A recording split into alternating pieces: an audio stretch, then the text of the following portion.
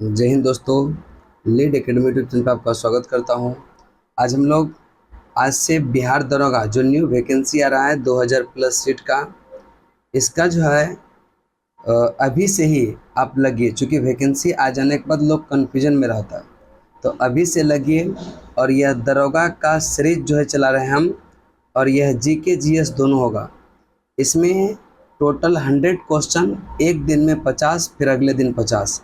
अभी हम 50 क्वेश्चन का सीरीज। और याद रखिएगा यह जो सीरीज होगा पूर्णतः एनसीईआरटी बेस्ड होगा, ठीक है, एनसीईआरटी बेस्ड। आप लोग घबराएंगे नहीं कि क्वेश्चन टफ है, बस आप लोग को यहाँ पर सीखना है। और जाना हुआ क्वेश्चन ही बार बार देखेंगे तो फिर नया क्वेश्चन का कोई मतलब, फिर आएगा आपका नया क्वेश्चन और छूट जाएगा। तो आप लोग कंटिन्यू चैनल पर बने रहिएगा। और जिसको भी इसका पीडीएफ प्राप्त करना हो, आप मेरा Telegram channel lead academy, LEAD lead academy यह पटना, इसको सर्च करेंगे। वहाँ लगभग 2100 लोग यह सब्सक्राइब कर ले हैं। आप वहाँ जाकर के जुड़ सकते हैं और इसका पीडीएफ प्राप्त कर सकते हैं। यहाँ से हूबहू प्रश्न लड़ने की संभावना है। और एक चीज़ और याद रखिएगा, पहले आप वीडियो को देखिए। वीडियो को देखने के बाद यही पीडीएफ हम टेलीग्राम पर डाल देंगे। उसके बाद अपने से प्रयास कीजिएगा बनाने का। जो प्रश्न गलती हो एक बार पुनः वीडियो देखिएगा, उसके बाद आपका हमको नहीं लगता है कि दिक्कत रह जाएगा। इसी प्रकार से अभी से आप कंटिन्यू अगर चैनल पर बने रहेंगे तो हो सकता है भविष्य में आपको बहुत अच्छा स्कोर देखने को मिल सकता है। और अगर आपको लुसेंट, चूँकि मेरा ऑफलाइन क्लास भी चलता है लीड एकेडमी पटना, जो भी पटना में रहते हैं, आपको लगता है कि यह याद नहीं हो रहा है चीज़ें, तो एक बार मेरे संस्थान में आइए और जुड़िए। यहाँ पर लुसेंट चलता है, एनसीईआरटी चलता है, घटना चक्र चलता है। जिस चीज़ का करंट अफेयर्स का स्पेशल बैच है, और करंट अफेयर्स का सुबह में स्पेशल बैच है, सुबह में 7 से आपका 8 AM में है।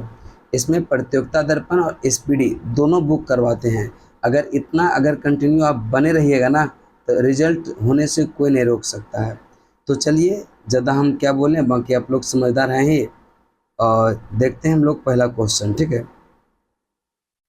करें क्या, औपनिवेशिक शासन में अंग्रेजों द्वारा जंगल काटने का क्या कारण था? सबसे पहले यहाँ देखिएगा एक शब्द आया, औपनिवेशिक शासन। औपनिवेशिक शासन उसको कहेंगे जो किसी दूसरे के यह भूमि पर जबरदस्ती कब्जा कर ले है, अपना शासन प्रशासन चला रहा है, उसी को कहते हैं औपनिवेशिक शासन। अब देखिएगा, करें कि शाही नौसेना हेतु लकड़ी की आपूर्ति के लिए, रेल लाइनों के प्रसार के लिए, और यह व्यावसायिक कृषि बनाने के प्रसार के लिए। यह देखिएगा, यह तमाम चीज़ों के लिए अंग्रेज़ों द्वारा जंगल काटे जाने लगा था, यानी कि यह तीनों सही आंसर होगा, ऑप्शन नंबर आपका डी। अगला है, भारतीय वन सेवा की स्थापना कब हुआ था?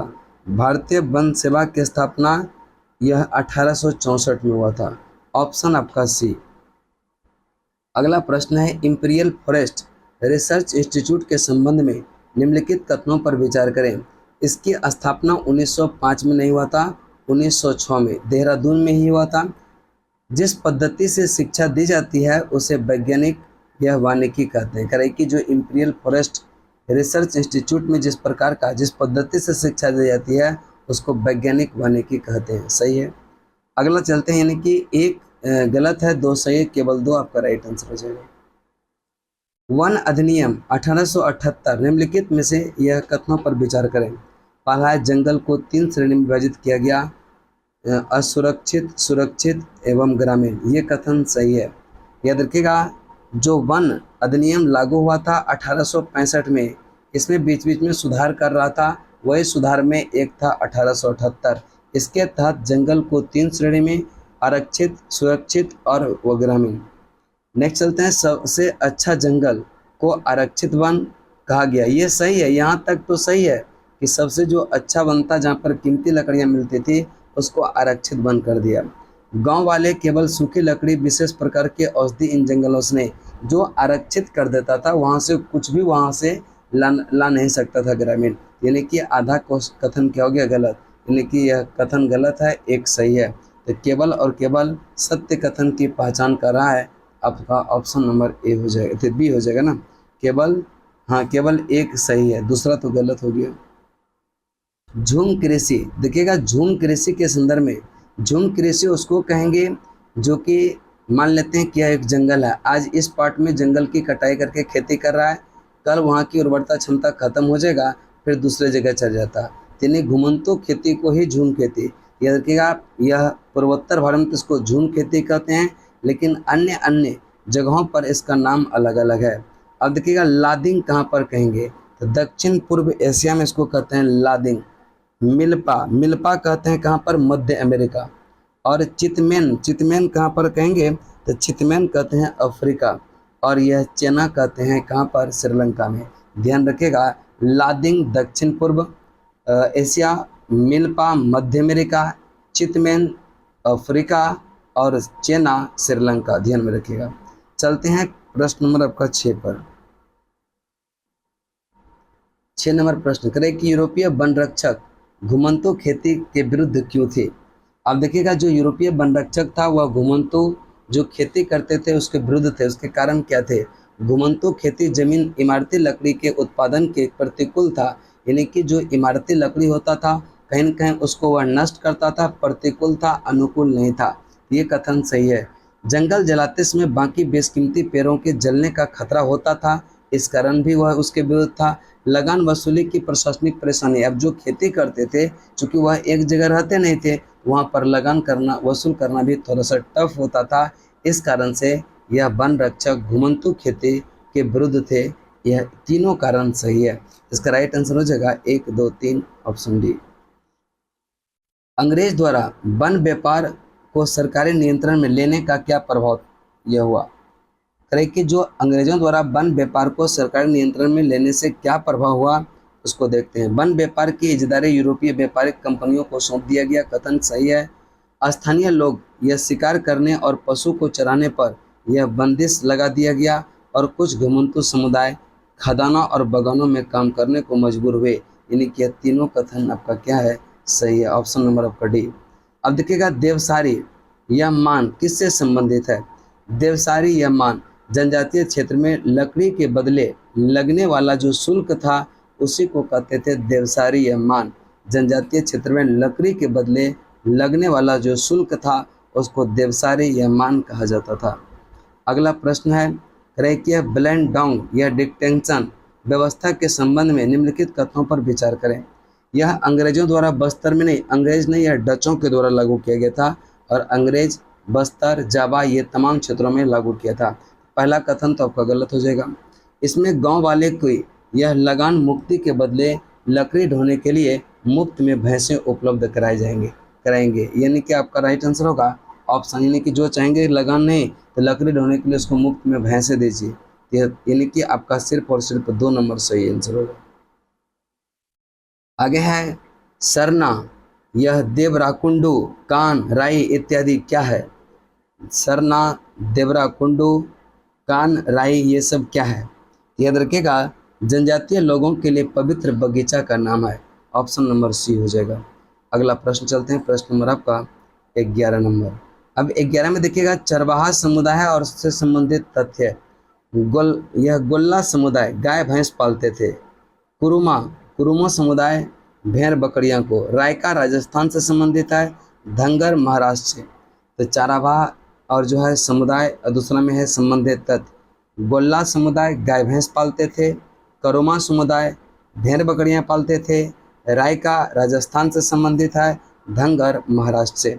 जो ऑप्शन होगा आप मिला करके देख लेंगे वही आंसर सही होगा। प्राचीन काल के भ्रमणकारियों के संबंध में निम्नलिखित कथनों पर विचार करें।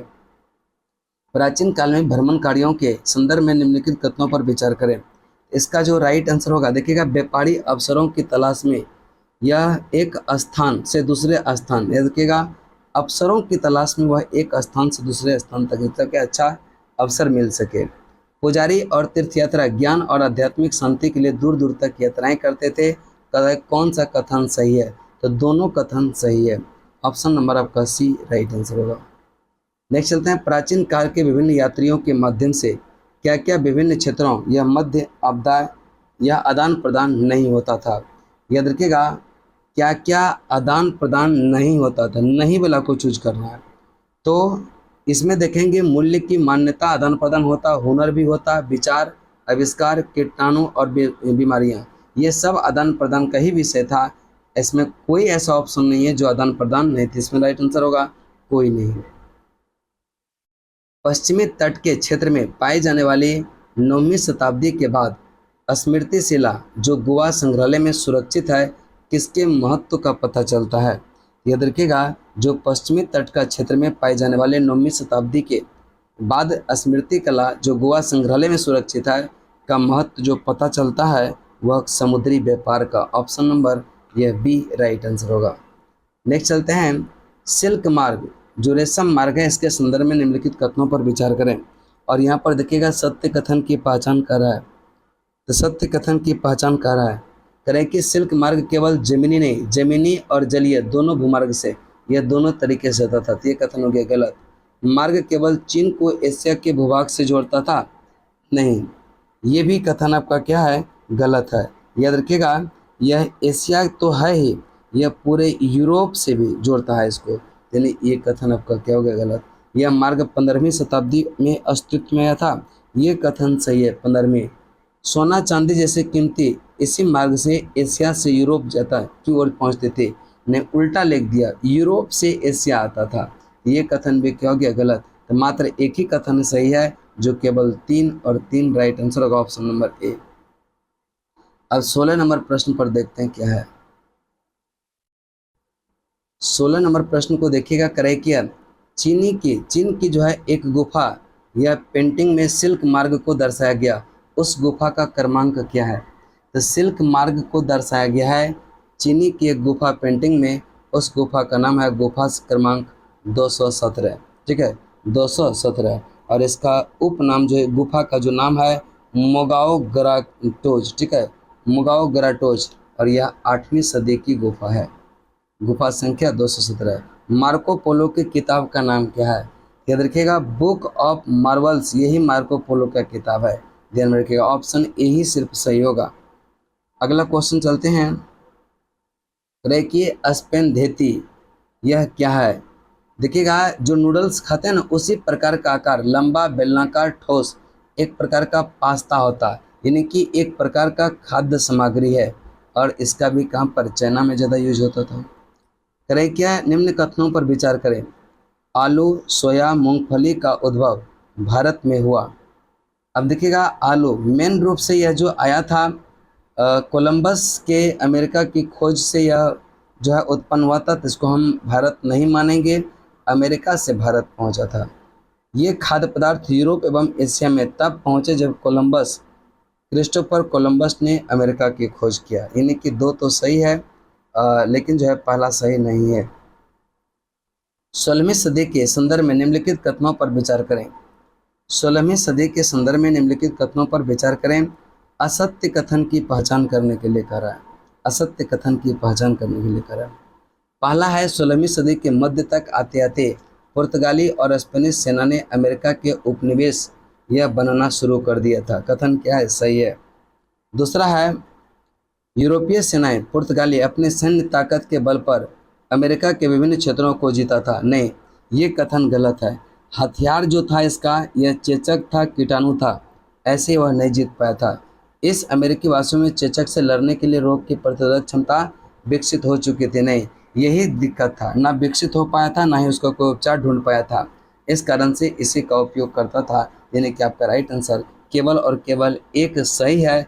असत्य का रात असत्य दो हो जाएगा, 2 और 3 जो होगा वही आपका क्या होगा, उत्तर हो जाएगा। 19वीं शताब्दी में अर्थशास्त्री ने अंतर्राष्ट्रीय आर्थिक विनिमय में 3 तरह के यह जो है गतियों या प्रवाहों का उल्लेख किया। तो जो अर्थशास्त्री है आर्थिक विनिमय के 3 तरह की गतियों का प्रवाह का उल्लेख किया, उसमें एक व्यापार है, दूसरा पूंजी है, और तीसरा याद रखिएगा यह पूंजी है। ठीक है, तो व्यापार, पूंजी, ठीक है, ये देखिएगा 3 प्रकार के, यहाँ केवल और केवल यह क्या होगा, 1 और 2 सही हो जाएगा, भूमि से संबंधित इसका नहीं है। इसके बाद आगे की बात करेंगे। ठीक है,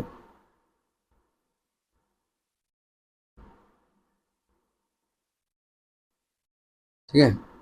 तो इसका मतलब है कि अर्थशास्त्री ने जो अंतर्राष्ट्रीय आर्थिक विनिमय में 3 तरह के गतियों का प्रवाह का उल्लेख किया, वह व्यापार, पूंजी और एक है श्रम।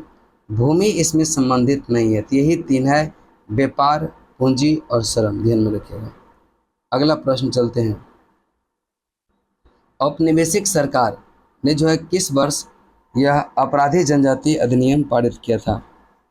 यह देखिएगा, अपराधी जनजाति अधिनियम जो पारित किया था 1871 में। ऑप्शन आपका यह सी सही आंसर होगा। अगला प्रश्न पर चलते हैं। प्रश्न नंबर आपका 23 करें कि चरवाही टैक्स के संबंध में निम्नलिखित कथनों पर विचार करें। जो चरवाही टैक्स होता था, सिर्फ देखिएगा चरवाही यानी कि सिर्फ लगान ही नहीं लेता था, चरवाही टैक्स भी करे कि चरवाहों से जो है चरागाहों में चरने वाले प्रत्येक जानवर पर टैक्स वसूला जाता था। सही आंसर है। पहला नंबर तो कथन क्या है, सही है। दूसरा, प्रारंभ में अंग्रेज स्वयं अपने करिंदों से टैक्स वसूलते थे, मगर बाद में यह काम ठेकेदारों के माध्यम से किया जाने लगा। नहीं, ये कथन क्या हो गया, गलत। ये एक सही है। और किसी चरगाह में दाखिल होने के पहले चरवाहों को यह पास दिखाकर टैक्स अदा करना होता था। यानी कोई चरागाह है उसमें दाखिल करेंगे तो पहले आप टैक्स उसका दे रहे हैं, उसका जो पर्ची होता था उसको दिखा करके ही वहाँ पर इसका मतलब होगा 1 और 3 इसमें क्या हो जाएगा, सही आंसर होगा ऑप्शन नंबर ए। आगे चलते हैं। चरवाही टैक्स यह क्या प्रभाव पड़ा? चरवाही टैक्स जो लगाया तो उसका क्या प्रभाव पड़ा? तो इसका राइट आंसर होगा कि चरवाहों का स्तर गिरने लगा और जानवर बड़ी संख्या में मरने लगे। यानी कि इसका राइट आंसर होगा 1 और दोनों, दोनों सही हो जाएगा ऑप्शन आपका सी। करें कि मसाई लैंड के संबंध में निम्नलिखित कथनों पर विचार करें। तो मसाई लैंड यह इथोपिया से लेकर तंजानिया तक नहीं था। इथोपिया से नहीं, किनिया से तंजानिया, ध्यान में रखिएगा, किनिया से तंजानिया के बीच। यह 1 नंबर गलत हो गया। औपनिवेशिक ताकत में मसाई लैंड का विभाजन कर दिया गया, ये कथन सही है। औपनिवेशिक ताकतों ने मसाई लैंड का विभाजन यह कर दिया और मसाई लैंड जो आप देखते हैं ना, यह स्टेपीज जो घास के मैदान है वह उधर ही पड़ता था। अगला क्वेश्चन है, औपनिवेशिक शासन तथा मसाइयों के संबंध में निम्नलिखित कथनों पर विचार करें और करें कि सत्य कथन की पहचान करें। औपनिवेशिक सत्ता हस्तक्षेप के कारण जो है वरिष्ठ जनों और योद्धा की परंपरागत उम्र आधारित संस्था यह जो है पूरी तरह समाप्त नहीं, ये समाप्त नहीं हुआ था। इसका एक गलत। अमीर और गरीब चरवाहा के बीच भेदभाव बढ़ गया था, ये कथन भी क्या है, सही है। यानी कि केवल और केवल 2 सही है, जो कि आपका ऑप्शन नंबर यह बी हो जाएगा। अगला है 27 राष्ट्रवाद के, यह देखिएगा, पहली स्पष्ट वृद्धि फ्रांस की क्रांति को क्यों माना जाता? राष्ट्रवाद की पहली स्पष्ट अभिव्यक्ति फ्रांस की क्रांति को क्यों माना जाता?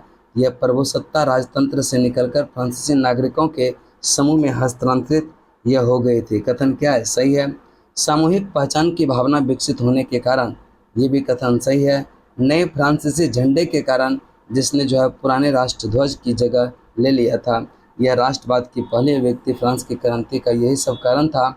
इसका राइट आंसर जो होगा वह आपका यह कौन सा हो जाएगा, यह आपका ए बी सी, यानी कि जो आपका राइट आंसर 1 2 3 यानी कि सारा सही हो जाएगा। अगला प्रश्न पर चलते हैं। प्रश्न नंबर आपका यह कौन सा हो जाएगा, 28 नंबर प्रश्न हो जाएगा। 28 नंबर प्रश्न को देखते हैं क्या कह रहा है। नेपोलियन के नागरिकता संहिता निम्न प्रावधान है। तो करें कि नेपोलियन जन्म आधारित विशेषाधिकार समाप्त कर दिया था, ये कथन क्या है, सही है। कानून के समक्ष बराबरी और संपत्ति के अधिकार को सुरक्षित, ये कथन भी सही है। इस संहिता को फ्रांसीसी नियंत्रण के अधीन क्षेत्रों में, याद रखेगा, यह भी लागू किया था। नेपोलियन के नागरिक संहिता जो आया था 1804 में, और इसमें जन्म आधारित विशेषाधिकार समाप्त कर दिया, कानून के समक्ष बराबरी और संपत्ति के जो है अधिकार सुरक्षित बनाया, और इस संहिता को जो है फ्रांसीसी नियंत्रण के यह अधीन क्षेत्रों में भी लागू किया था। यानी कि तीनों कथन इसमें क्या जाएगा, सही हो जाएगा। 29 क्रैकी हैब्सबर्ग साम्राज्य के संबंध में निम्नलिखित कथनों पर विचार करें। यह बहुभाषा भाषी और बहुनस्ली साम्राज्य था। कथन क्या है? सही है। यह साम्राज्य ऑस्ट्रिया और हंगरी के प्रशासन जो है शासन करता था। तो ये भी कथन क्या है? सही है। ऑप्शन नंबर यानी कि 1 और 2 दोनों कथन सत्य है, जो आपका option number C right answer होगा। अब देखिएगा एले, ठीक है, एले क्या थी? एले क्या थी? ये देखिएगा कपड़ा नापने का एक पैमाना था जो जर्मनी में यूज होता था, उसको कहते थे एले। कपड़ा मापने का पैमाना एले, और यह कहाँ पर यूज होता था? जर्मनी में। ध्यान में रखिएगा एले। 1815 के बाद यूरोप में जो है पुनः स्थापित रूढ़िवादी व्यवस्था निम्न विशेषताएं थी। कौन कौन सी विशेषता? राजतंत्र, चर्च और सामाजिक ऊंच नीच को बनाए रखना, निजी संपत्ति को राज्य के अधीन लाना यह नहीं था। यानी कि 1, 2 और 3 इसका राइट आंसर होगा ऑप्शन नंबर यह ए। क्रेकी ज्यूसेपी मेत्सिनी के संबंध में निम्नलिखित कथनों पर विचार करें। वह कार्बोनारी गुप्त संगठन का सदस्य था। ये कथन सही है। क्रेकी उसने 2 भूमि संगठनों की स्थापना किया था। पहला बर्न, देखिएगा पहला बर्न नहीं था, पहला मर्सेई यंग इटली, और दूसरा मर्सेई नहीं था, दूसरा बर्न था। दोनों उलट पुलट दिया है, यानी कि इसका ये गलत हो जाएगा। इसका राइट आंसर होगा केवल और केवल एक, ऑप्शन नंबर ए। यानी कि 2 भूमिगत संगठन की स्थापना किया। पहला था मर्सेई और दूसरा था वर्ण में यंग इटली। पहला मर्सेई याद रखिएगा जो यंग यूरोप, और दूसरा था बर्न जो यंग इटली था। यानी कि आपका कथन क्या था? गलत हो गया। मेटरनिक ने यह किसे हमारी सामाजिक व्यवस्था का सबसे खतरनाक दुश्मन बताया? मेटरनिक ने हमारे सामाजिक व्यवस्था का सबसे खतरनाक दुश्मन किसको बताया? याद रखिएगा जोसेपी मेत्सिनी को। ठीक है, ऑप्शन आपका बी राइट आंसर होगा। यूनान ऑटोमन साम्राज्य से कब स्वतंत्र हुआ? 1832। ध्यान में रखिएगा कि यूनान ऑटोमन साम्राज्य से 1832 में यह क्या हुआ था? स्वतंत्र हुआ था। अगला प्रश्न पर चलते हैं। प्रश्न नंबर आपका 35। क्रेकिया रोमानीवाद, ठीक है, रोमानीवाद के संबंध में निम्नलिखित कथनों पर विचार करें। रोमानी कलाकारों और कवियों ने तर्क वितर्क और विज्ञान के यह महिमा मंडन की आलोचना किया। ये कथन सही है। वे एक साझा सामूहिक विरासत की अनुभूति और एक साझा संस्कृति अतीत को राष्ट्र का आधार बनाना चाहते थे। यानी कि 1 और 2 दोनों कथन क्या है? सही है। अगला प्रश्न है प्रश्न नंबर आपका 37। करें कि पोलैंड में रूस के विरुद्ध राष्ट्रवादी भावना का मुख्य स्रोत क्या था? इसका राइट आंसर होगा भाषा था। क्या था? भाषा। अगला प्रश्न चलते हैं। करें क्या 1848 के फ्रांस के क्रांति के संबंध में निम्नलिखित कथनों पर विचार करें। करें कि इस क्रांति के पीछे मुख्यतः आर्थिक कारण जिम्मेदार था। जो फ्रांस की क्रांति 1848 में, इसका आर्थिक कारण जिम्मेदार था। इस क्रांति के पश्चात 21 वर्ष से ऊपर सभी पुरुष को मताधिकार मिल गया। ये कथन भी सही है। और राष्ट्रीय सभा को गणतंत्र घोषित कर काम के अधिकार की गारंटी भी दिया गया। यानी कि फ्रांस के क्रांति के संदर्भ में सारे के सारे कथन क्या है? सही है। ऑप्शन नंबर आपका डी हो जाएगा। सेंट पॉल चर्च फ्रैंकफर्ट संसद का आयोजन किस वर्ष हुआ था? सेंट पॉल चर्च में यह फ्रैंकफर्ट संसद का आयोजन किस वर्ष हुआ था? इसका लिखेंगे 1848, ऑप्शन नंबर ए। आगे चलते हैं। जर्मनी के एकीकरण के संबंध में निम्नलिखित कथनों पर विचार करें। ऑटो वान बिस्मार्क ने ऑस्ट्रिया की सेना और नौकरशाही की मदद से जर्मनी को एकीकृत किया। नहीं, ये कथन क्या हो जाएगा? गलत। करें क्या कौन सा कथन सही पूछ रहा है? करें कि 7 वर्ष के दौरान प्रसा डेनमार्क और फ्रांस में से 3 युद्धों ऑस्ट्रिया की जीत हुई और एकीकरण की प्रक्रिया पूरी हुई। याद रखिएगा यह ऑस्ट्रिया नहीं, प्रसा की जीत हुआ था। ऑस्ट्रिया, डेनमार्क एवं फ्रांस के 3 युद्धों। यानी कि ये भी कथन क्या हो गया? गलत हो गया। ना तो 1 सही है और ना ही 2 सही है। अगला है इटली के एकीकरण के संबंध में निम्नलिखित सत्य कथन का चयन करें। अब यहाँ पर सत्य कथन का करें कि जोसेपी मेत्सिनी क्रांतिकारी आंदोलन के द्वारा इटली को गणराज्य बनाने का प्रयास किया गया था। ये कथन सही है। मंत्री प्रमुख काबुर जो गणतंत्र में विश्वास रखता था, फ्रांस के सार्डिनिया पिडमोंट की एक जो है चतुर कूटनीतिक, यह संधि से 1859 ये जो है ऑस्ट्रियाई बलों को हराकर ये जो है पाने में जो है कामयाब हुआ था। नहीं, ये कथन गलत है। ज्यूसेपी गैरिबाल्डी के नेतृत्व में भारी संख्या में सशस्त्र या स्वयं सेवकों के युद्ध में हिस्सा लिया था। यानी कि 3 नंबर आपका सही है, 1 और 3 इसमें सही है, बाकी गलत है। अगला प्रश्न चलते हैं। प्रश्न नंबर आपका, आयरलैंड को ब्रिटेन में जो है कब सम्मिलित किया गया? क्रेकिया आयरलैंड को ब्रिटेन में कब सम्मिलित किया गया था? यह 1801 में किया गया था। अगला चलते हैं। क्रेकी प्रथम विश्व युद्ध ने भारतीय समाज पर क्या प्रभाव यह पड़ा? यह करों में वृद्धि की गई, खाद्य पदार्थों का भारी अभाव पैदा हो गया और सिपाहियों को जबरन भर्ती किया गया था। यानी कि यह प्रभाव डाला था, यही सब था कि कर में वृद्धि हो गया था, खाद्य का भारी अभाव पैदा हो गया था और जो यह सिपाही था उसको जबरन भर्ती लिया जाता था। ऑप्शन आपका डी राइट आंसर होगा। रॉलेट एक्ट के संबंध में असत्य कथन की पहचान करें। भारतीय सदस्य भारी यह विरोध के बावजूद इस कानून के ये जो ब्रिटिश संसद में बहुत जल्दीबाजी में पारित कर दिया था। नहीं, यह भारतवासी इसका हमेशा विरोध करते आ रहे थे। गांधी जी ने 1919 में प्रस्तावित रॉलेट एक्ट के यह खिलाफ एक राष्ट्रव्यापी सत्याग्रह आंदोलन चलाने का फैसला किया था। सही है। राजनीतिक कैदियों को 2 साल तक यह बिना मुकदमा चलाए जेल बंद रखने का जो है यह प्रावधान जो अधिकार मिला था, यह सही है, इसमें सही था। जनता द्वारा रॉलेट यह जो है रैलियों और हड़ताल कर जो है इस कानून के विरुद्ध किया गया। यानी कि ये एक गलत है, 2, 3, 4 से असत्य कथन का कह रहा है। आपका राइट आंसर जो हो जाएगा वह ए हो जाएगा, वही असत्य है। 1919 के खिलाफत समिति का गठन किया गया कहाँ पर? खिलाफत समिति का गठन बम्बई में हुआ।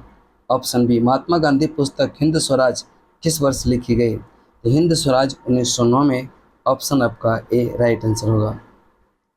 अगला क्वेश्चन चलते हैं।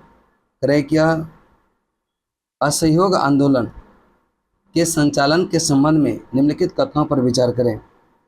क्रेकिया आंदोलन की शुरुआत शहरी मध्य वर्ग से ने किया। सही है। सभी पार्टी ने परिषद का चुनाव बहिष्कार किया। नहीं, ये कथन गलत है, सभी पार्टियों ने परिषद चुनाव का बहिष्कार नहीं किया था। भारतीय खादी कपड़ों के महंगे होने के कारण गरीबों द्वारा विदेशी कपड़ों का बहिष्कार लंबे समय तक नहीं किया गया था। ये कथन भी सही है। इसका राइट आंसर होगा 1 और 3 सही है, यानी कि ऑप्शन नंबर सी। अवध के किसान सभा के संबंध में निम्नलिखित कथनों पर विचार करें। क्रेकी इसका गठन अक्टूबर 1920 में किया गया। सही है। जवाहरलाल नेहरू, बाबा रामचंद्र और कुछ अन्य लोगों के नेतृत्व में इसका गठन हुआ। ये भी सही है। असहयोग आंदोलन के समय कांग्रेस नेता ने अवध किसान संघर्ष को इस आंदोलन में शामिल करने का प्रयास किया था। ये कथन भी क्या है? सही है। अब 48 नंबर चलते हैं। क्रेकी गुडेम विद्रोह के नेतृत्व की अगर हम बात करेंगे, ठीक है, यह गुडेम विद्रोह के नेतृत्व की अगर हम बात करेंगे, क्रेकिया 48, ठीक है, गुडेम विद्रोह का संबंध निम्नलिखित कथनों पर विचार करें। क्रेकिया गुडेम विद्रोह जो है यह विद्रोह कर्नाटक के गुडेम जो है कर्नाटक में नहीं पड़ता, यह आंध्र प्रदेश में पड़ता है। यह एक प्रकार का गुरिल्ला आंदोलन था जिसका नेतृत्व अल्लूरी सीताराम राजू ने किया। ये कथन सही है। राजू महात्मा गांधी के महानता के गुण गाते थे, यानी कि ये कथन भी क्या है? सही है। 2 और 3 सही है। Option number B right answer होगा। स्वराज पार्टी के संदर्भ में असत्य कथन का चयन करें। स्वराज्य पार्टी के संदर्भ में असत्य कथन। असहयोग आंदोलन के पश्चात राजनीति में सक्रिय होने के लिए कुछ कांग्रेसियों ने कांग्रेस से पृथक एक अलग स्वराज्य पार्टी का गठन किया। नहीं, ये कथन क्या हो गया? गलत। यह जो असहयोग आंदोलन के पश्चात नहीं, यह जो महात्मा गांधी ने वापस लिया था उसी के विरोध में यह क्या हुआ था? एक अलग जो है गठन। CR दास और मोतीलाल नेहरू स्वराज पार्टी के महत्वपूर्ण नेता जो परिषद राजनीति में वापस लौटना चाहते थे। ये कथन सही है। और क्रेकी 1919 के जो गवर्नमेंट ऑफ इंडिया एक्ट के तहत गठित की गई परिषद के चुनाव में हिस्सा लेना चाहते थे, ये भी सही है। स्वराज पार्टी का लक्ष्य परिषदों में रहते हुए ब्रिटिश नीतियों का विरोध करना था, यानी कि असत्य कथन की पहचान करने के लिए कह रहे थे। एक ही नंबर इसका सही आंसर होगा। साइमन कमीशन के बारे में निम्नलिखित कथनों पर विचार करें। ब्रिटेन के यह लिबरल सरकार ने यह इस जॉन साइमन के नेतृत्व में वैधानिक, यह देखिएगा वैधानिक आयोग का गठन किया। अब देखिएगा लिबरल नहीं किया था, यह देखिएगा यह टोरी सरकार ने किया था, यानी कि एक नंबर कथन किया जाएगा गलत। इसका मुख्य उद्देश्य भारत में संवैधानिक व्यवस्था की कार्यशैली का अध्ययन करना और उसके बारे में सुझाव देना था, ये सही है। साइमन कमीशन के विरुद्ध भारत में इसके विरुद्ध देखते हुए वायसराय इरविन भारत के लिए डोमिनियन स्टेट का ऐलान भी किया था, ये कथन भी क्या सही है। आप लोग कमेंट करके बताएंगे साइमन कमीशन का गठन कब हुआ था और इसका भारत आगमन कब हुआ था, लिखिएगा जरूर। जिसका सही आंसर होगा उसको हम हार्ट दे देंगे, ठीक है। करें कि सविनय अवज्ञा आंदोलन को यह वापस लेते हुए महात्मा गांधी जी इरविन के लिए यह जो है इरविन के साथ समझौता, यानी गांधी इरविन जो समझौता हुआ था वह 5 मार्च 1931 को हुआ था। भाड़ा विरोधी आंदोलन, अब देखिएगा यहाँ एक भाड़ा विरोधी आंदोलन था। यह आंदोलन छोटे किसान द्वारा जमींदार से पट्टे पर जमीन लेकर खेती कर रहे थे, इसके विरुद्ध सही है।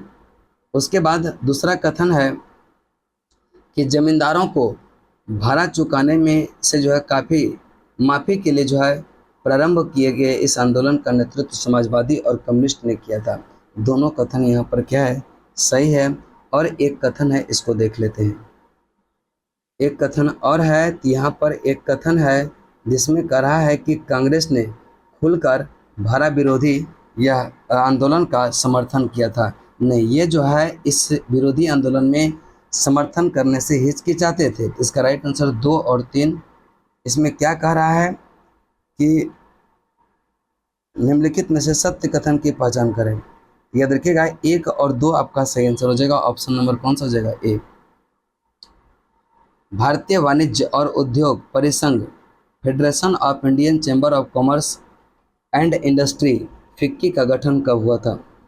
तो इसका राइट आंसर जो यह भारतीय वाणिज्य उद्योग या परिसंघ का गठन जो हुआ था यह 1925 में हुआ था।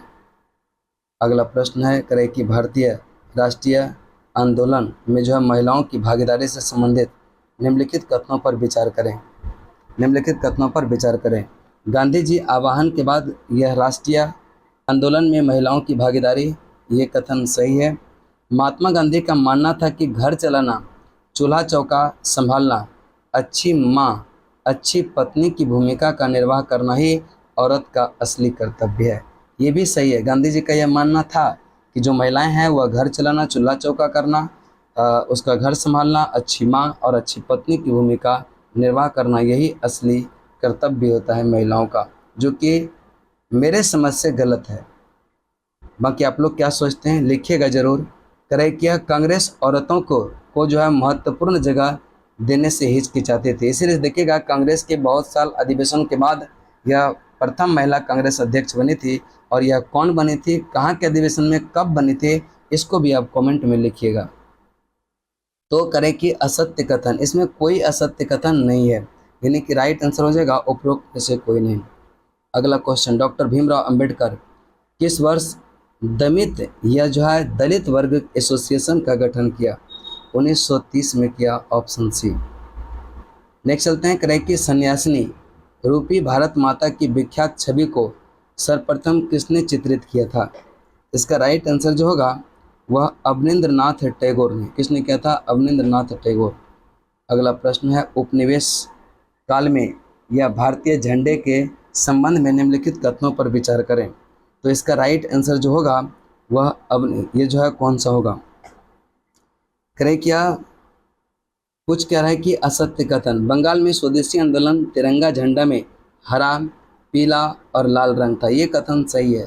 1921 में जो स्वराज्य का झंडा तैयार किया था उसमें यह तिरंगा सफ़ेद, हरा और लाल था, दोनों कथन सही है। तो यहाँ पर असत्य कह रहा है, तो कोई असत्य नहीं है, ना तो 1 ना ही 2। 58 भारत छोड़ो आंदोलन का प्रस्ताव किस बैठक में पारित हुआ था, यह वर्धा में। और यह बैठक ये देखिएगा जो पारित किया गया था 14 जुलाई 1942 को, और कांग्रेस ने इसका समर्थन दिया था 8 अगस्त 1942 को, ध्यान में रखिएगा। उसके बाद भारत छोड़ो आंदोलन का श्रीगणेश होता, भारत छोड़ो आंदोलन किस तारीख को श्रीगणेश होता, इसके बारे में लिखिएगा, ठीक है। तो आज यहीं तक, और नेक्स्ट वीडियो में फिर हम जो टोटल 100 क्वेश्चन है इस सेट में, और 100 क्वेश्चन यानी 58 हो गया, जो बाकी है वह कल आपको मिलेगा, ठीक है। तब तक के लिए जय हिंद, जय भारत।